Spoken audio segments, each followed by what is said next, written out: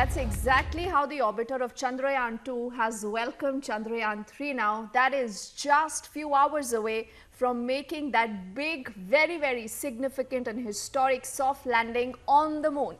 And ladies and gentlemen, as that will happen, Republic will not just be live, Republic will be getting you more insights, the best voices and the sharpest insights to help you understand why this is going to be a moment etched in history.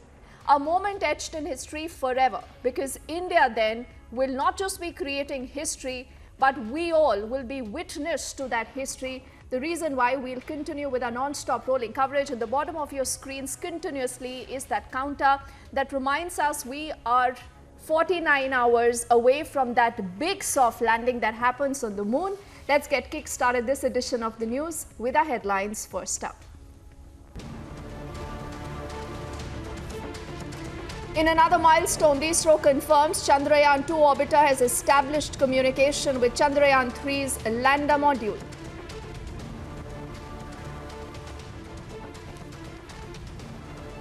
ISRO to begin the live telecast of the landing event 5:20 p.m. onwards. Republic getting you minute-by-minute coverage.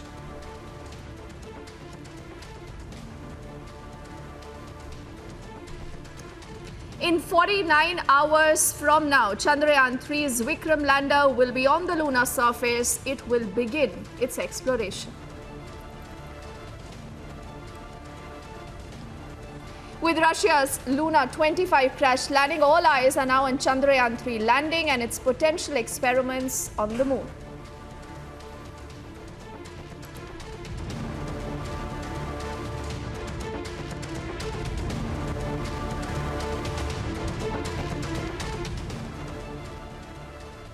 So when it comes to the moon, remember, it's not just historic, it's not just significant, it is not just very, very beautiful, but it is also going to be historic. In almost 49 hours from now, Chandrayaan 3's Vikram lander will attempt a soft landing on the lunar South Pole. Now you might think, what really is this South Pole? What does this landing do? And if this is a landing, why is it called a soft landing? All these are details that we'll get to you in just a moment. But do remember, the lunar South Pole is a region that is steeped in mystery. It's believed to be a source of water and minerals. So a lot that you need to know as far as where is Chandrayaan 3 right now, what exactly is it doing, what happens in the next 49 hours, and how will you, I, and the entire country and the world watch this entire live broadcast in a moment. But first up, a quick highlight of what we are talking of. Why is this mission so important? The countdown for Chandrayaan 3 to make its crucial landing has begun. On July 6th, ISRO declared the mission's launch to be on July 14th from Andhra Pradesh's Sriharikota's second launch pad. तो exciting journey हमारे लिए ये launch Chandrayaan 3 अब एक precise orbit में launch किया है LVM-3 Mark 3 और M4 लॉन्च में. सो हमारा ये आशा है कि हमारा ये ऑर्बिट जो है 770 by 36,500 है, अब धीरे धीरे हम बढ़ाएंगे तो 33 लाख किलोमीटर अब तक. हमारे सभी इंस्ट्रूमेंट्स को टेस्ट करना है कि अब चंद्रमा तक जाने तक ये सभी अच्छी तरह काम करते हैं. All vehicle electrical tests were completed successfully just the next day. On July 11th, a 24-hour launch rehearsal was conducted successfully. 3 days later, ISRO's LVM-3M4 launched Chandrayaan 3 into its intended orbit. Then, the first debooster operation of the Chandrayaan 3 lander was successfully completed. The mission's first orbit-raising maneuver succeeded on July 15th. 4 orbit maneuvers were successfully completed after the first one. And on August 17th, the landing module comprising the Vikram lander and Pragyan rover separated from its propulsion system. On 18th of August, the spacecraft successfully completed its first deboosting operation, and inching one step closer to the final landing. The second and final deboosting was successfully completed on the 20th of August. The module would undergo internal checks and await the sunrise at the designated landing site. Chandrayaan 3 is aimed at demonstrating end-to-end capability in safe landing on the lunar surface. A successful mission would mean India's entry into a small club of nations who have achieved the feat, the previous three being the US, the former Soviet Union and China. We are aware that there are challenges. We have gone through our own set of partial success, which was in Chandrayaan 2. And I think the learning of Chandrayaan 2, our own partial success, would be the biggest element of success, would be the biggest factor of why we probably stand a very good chance to successfully land to Chandrayaan 3 there. In this era of celestial exploration, Chandrayaan 3 is not merely a mission. It marks the genesis of India's renewed lunar aspirations. All eyes are now on this very mission that is set to make its crucial landing. Bureau Report, Republic TV.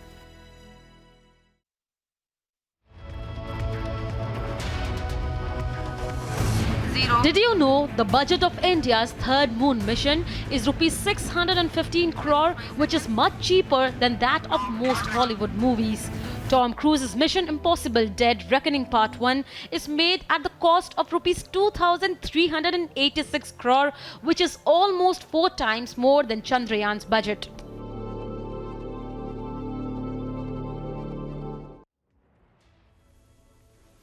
So I'm sure you do know a lot of things about the Chandrayaan, but there are equally, I think, a lot of other things that people do not know about Chandrayaan. And to answer all your questions, what is the Chandrayaan doing right now? Why are we talking about it so much? Where is India's space exploration program? And much more. We have two very special guests with us. Ajay Leleji needs no introduction. He's a senior fellow at the Manohar Parrikar Institute for Defence Studies and Analysis with us. And we also have Manish Purohit, who's an ex-ISRO scientist, and I was just looking, Manish, at your Instagram handle, and it has some lovely pictures of, you know, the lander, the rover, a lot of other things, and that makes us, you know, so proud of where India is today, I think, Manish. But with your permission, I want to begin with Ajay Leleji, and the first question to him, sir, is what is it that India will achieve once on the 23rd India is successful in the soft landing? Why is this mission, sir, so very important? And how is this a marked improvement over Chandrayaan 2? Ajay Leleji. I think we'll have to look at this mission in a larger perspective, right from Chandrayaan 1 mission, because no space program should be viewed, to my mind, in isolation. Chandrayaan 1 mission, which happened during 2008-2009, gave us good amount of information about the surface of the moon. Our orbiter was moving from 100 kilometers above the lunar surface and taking photographs. Subsequently, along with NASA scientists, Indian scientists were able to crack the puzzle of availability of water on the moon. And I think that was one of the most important aspects of India's first mission to the moon, that Indian scientists were able to identify clearly that whatever form it may be, the water is available on the lunar surface. So hence became the start of a journey for Chandrayaan 2 mission, where now, since we have already information about availability of water, we wanted to know a bit more about it, dig bit deep about it, and we decided to take a call of having a rover and a lander system and to land onto the south pole of the moon, where there is a maximum possibility of water. So we had certain amount of successes in the 2019 mission also. Already, as it was mentioned, that Chandrayaan 2 orbiter has welcomed the Vikram lander. So the Chandrayaan 2 orbiter was a success of Chandrayaan 2 mission. The orbiter initially was expected to be there for 1 year, but subsequently there was a realization that the mission had taken off in a very copybook fashion and good amount of fuel saving had happened. Hence, the orbiter is expected to be there for 7 years. So today, when we are approaching to the moon with our rover and a lander system, which has got sensors on board, which will be undertaking certain observations and few experiments also, with a curiosity to find exactly, is there a water in the southern pole? If it is there, it is in what form? Then there are a few other sensors which are going to take certain amount of thermal observations. There is a sensor which is going to talk of seismological observations. So it's a very interesting mission, not only for India, but for the entire world. Because to know more about the availability of water, I think no other mission which is there onto the moon has given the answers. And Chandrayaan 3 will be in a position to give better answers than all other earlier missions on the moon surface. Oh, wow. And Ajay Leleji, I think just listening to all this gives us goosebump. Manish, you say you're a listener, you are also an educator. There's so much more that I think all of you bring to the table. But there is also this tweet that has just come in from the European Space Agency. And I quickly want to, read this. And I'm just going to request our team to fire that tweet if possible, Manish, and you can take that ahead. Now, this is the ESA says that our new Norcia antenna will serve as a backup for ISRO's ground station during the Chandrayaan 3 landing, currently planned for Wednesday, 23rd of August. And it, in fact, retweets another tweet by the ESA operations that says another ESA station has turned into the Chandrayaan 3 mission. ESA's 35-meter deep antenna in New Norcia in Australia will provide the tracking support during the lander module's descent to the lunar surface. The first contact, it says, Manish, with the module was established yesterday. So this does tell us that it's not just Indians like you, me, and everyone here who are so elated, who are already having goosebumps, very, very anxious. But it's the world looking at this, because this is that one model that the world will be envious about, right from its budget to its structure to the kind of tests, Manish, that it has undergone. Yeah, actually, there is one more aspect to it. That's the technology part of it. See, let's understand why ESA and NASA, all these, everyone is coming together, because there is one very fun part about it. That is, Earth is rotating on its axis and revolving around the sun, right? So there are some possible times when Chandrayaan 3 is in orbit around the moon. It might not be visible to our ground stations that we have in India. So we have to anyways go for a collaborative effort. That's why all such missions, when we are aiming for the deep space explorations, they are global missions. They are collaborative missions. So that's why ESA deep space antennas, they will be tracking the Chandrayaan. They will be tracking our Vikram lander when might possible it is out of sight for our antennas, and then the communication will happen. Now, similar thing, just right now, sir has mentioned that we have made a communication with Chandrayaan 2 orbiter. Now, that is also one very important aspect of our mission planning. In case, just at an off-nominal situation, let's say we have successfully landed on moon, but because of some uncertainties, let's say we land in such a position where our ground stations are not directly visible to our Vikram. Now, in that case, we can't afford a communication blackout. We need extra support, and our Chandrayaan 2 orbiter is that most vital extra support. We have our propulsion module also that will act as a relay. So, this is a foolproof planning that not for a single nanosecond will say that we are going to miss sight of Chandrayaan. So it is like we are ready for that day. We are ready for those 17 minutes of terror to happen. And for sure, our readiness is so robust that those 17 minutes are not going to terrorize us like they did in our Chandrayaan 2 mission. You used the word terrorize. I'm not sure whether that is the best word, because it's good stress. Ajay Leleji, one would say that it's important to have good stress, but to keep that smile and that hope on there, because it's only an achiever, Manish, who falls down but gets up again. And that's exactly what the team at ISRO has done.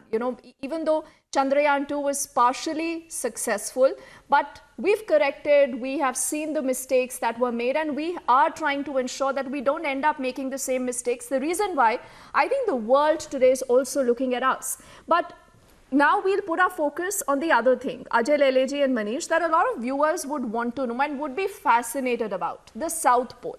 The moon there obviously has a South Pole also, and one would wonder what is so special about landing on the South Pole, we must tell them that no other country in the world has done that. They haven't been able to attempt and have a successful soft landing on the South Pole. So why is the South Pole so special? Why is it called the South Pole? What does it have? And also because the South Pole doesn't have much of light, Manish and Ajay Leleji, it's an unexplored and an uncharted territory with huge craters, and there are reports that indicate that possibly we could have huge amount of water in the South Pole. So what is the significance? What does the mission plan to do? What is the South Pole all about? Our next report tells you more, and then we'll carry forward the conversation with Ajay Leleji and Manish in just a moment. ISRO's Chandrayaan is all set to land on Moon's South Pole in its third expedition. South polar region of the moon.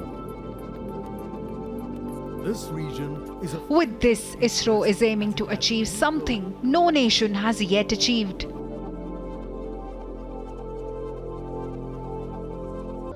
Scientists at the Satish Dhawan Space Center have worked tirelessly for the past 4 years, mastering the technology to soft land on the surface of the moon.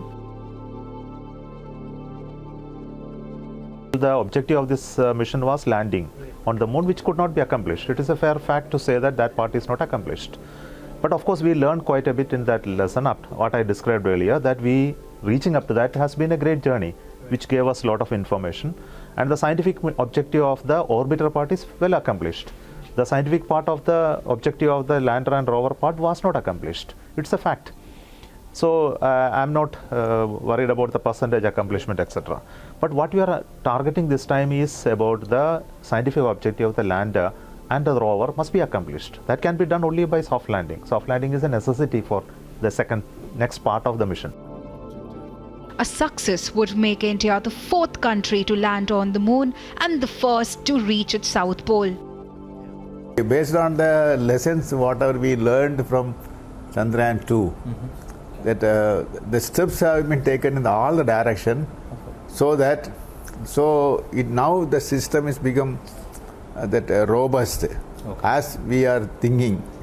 Okay, anything can happen. That's different issue. Yes. As on now, we have done all the correct actions, and now it is going for Chandrayaan 3 mission.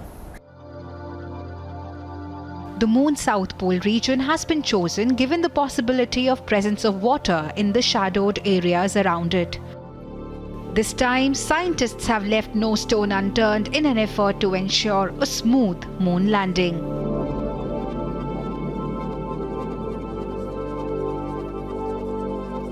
The mission is expected to be supportive to future interplanetary missions. orbit around the moon by the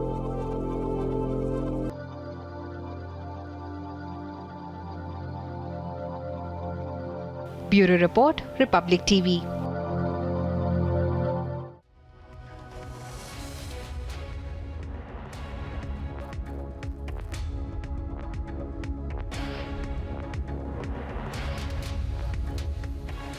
So we just understood what is the South Pole all about and why is it so important for us as a country and as a humanity right now, Manish and Ajay Leleji, to understand what really is there at the South Pole. But Mr. Lele, I'll request you to push that point a little further. You know, when India says we will be attempting a soft landing at the South Pole, what are the challenges, sir? How is this mission, Chandrayaan 3, far better equipped than Chandrayaan 2 to attempt to doing that? And the very fact that, you know, because there is no sunlight in the South Pole and it's an uncharted territory, possibly a lot of ice water could also be located on the South Pole is what the mission says. What more could we learn from it? Ajay Leleji. And the earlier missions also. There have been activity of a rover on the lunar surface in the earlier parts. In fact, unfortunately, the Lunar 25 mission failed yesterday. But Russia was the first country, the erstwhile USSR, to have a rover moving on the moon surface in the year way back 1970. Subsequently, it's interesting to note that Russia did one more successful mission during 1971 or 72. Then Apollo program of the US, Apollo 15, 16 and 17 a very interesting mission where actually the rover was a moon buggy, and you had astronauts sitting in that buggy and move around on the lunar surface, collecting information, more importantly, collecting different types of rocks. The geological part of that has been studied by NASA subsequently. Then China has launched their missions Chang'e 3 and Chang'e 4, which are the rover missions. The important aspect is that all these missions were at the equatorial part of the moon. The Chinese mission is on the far side of the moon, particularly the Chang'e 4 mission. India is coming to the south pole of the moon, as it was already been pointed out that this is a shadow area, so the possibility of a water exists over there. We are not going to land at extreme end of a south pole, that is not 90 degrees of the south, somewhere closer to the 70 degrees or so.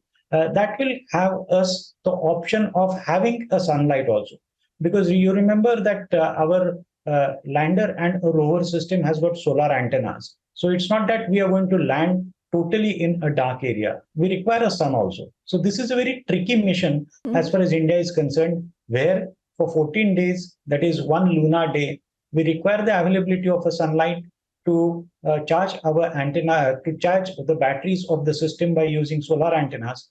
At the same time, we want to ensure that we will get enough amount of information about the availability of water on the South Pole. So as compared to all other missions, which were typically a copybook mission, one can say, this is a tricky mission. Maybe the mission is a small mission. We are only going there for one lunar day, that is 14 days. I am sure that there is a possibility that subsequently also we may get certain amount of a good amount of observations. I would like to slightly deviate over here and take the story of India's Mars mission. India's Mars mission was expected to last only for 6 months, but it ended up lasting for 5 years. So right now also good amount of a fuel saving has happened. The propulsion system, which was supposed to last only for 3 to 6 months, ISRO has yesterday only announced that there are around 150 kgs of additional fuel available. So it will last for another year or so. So I'm sure that even a rover and lander system could give us observations beyond one moon day also. So this is going to be a very interesting mission, a very tricky mission per se, as compared to the earlier missions taken up by other countries.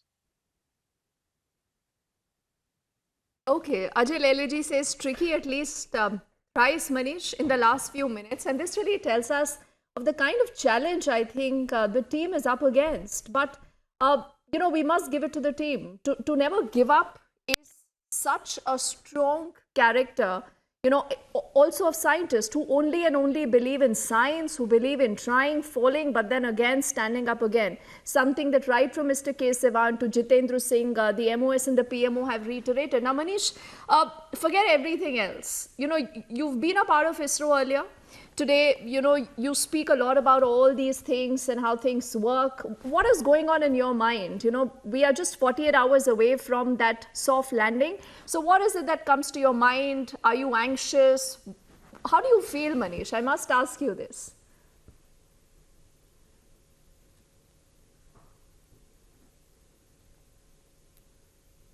Okay. Am I Manish, audible? I think you've just muted yourself. Yes. Yes, please. Okay. Yeah. So right now, the situation, the scenario, the environment in ISRO will be in the mission controls.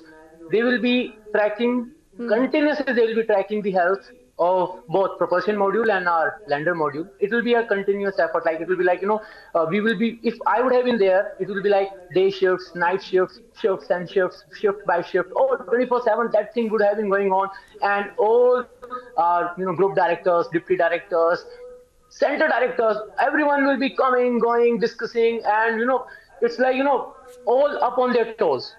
But the thing is, the belief on the scientific acumen, the belief on the technology is such that no one will be worried, no one will be stressed out, everyone will be anxious. That is the other part of it. Everyone is excited. We will be like, we are excited for the next thing to come. Come on, yes, we are ready. We have done all the things. We have gone through all the mistakes that were there, all the shortcomings that were there in our Vikram of Chandrayaan 2. We have made our algorithm more robust. We have given more strength to our landing legs. We have made our sensors more faster. We have our better communication channels now. We have more fuel carrying capabilities.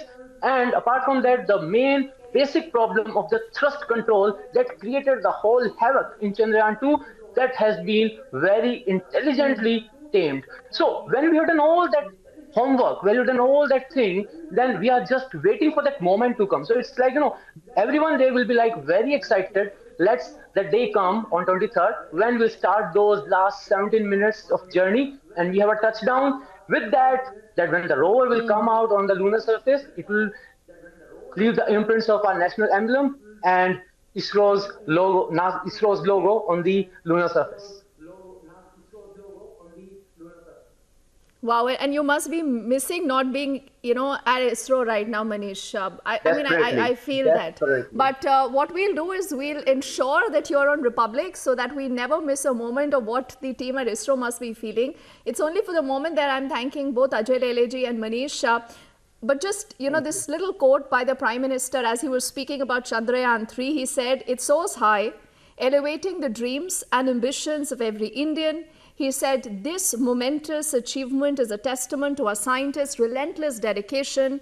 I salute their spirit and ingenuity." I think that is what this Chandrayaan 3 is all about. Gentlemen, thank you so much right now for your time, your perspective. And on the bottom of your screen is this counter that will continue as we build down to that big soft landing by Chandrayaan 3. India just on the verge of creating history. Our fingers are crossed. We quickly head into a break. On the other side, back with lots more. That's away from launch.